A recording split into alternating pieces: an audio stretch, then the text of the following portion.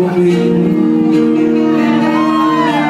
E hoje está fazendo um ano, aqui no meu calendário ainda está marcando um dia de mês. Foi a primeira vez, e o que me prometeu, será que se esqueceu de todos os nossos planos, nossos filhos, nossa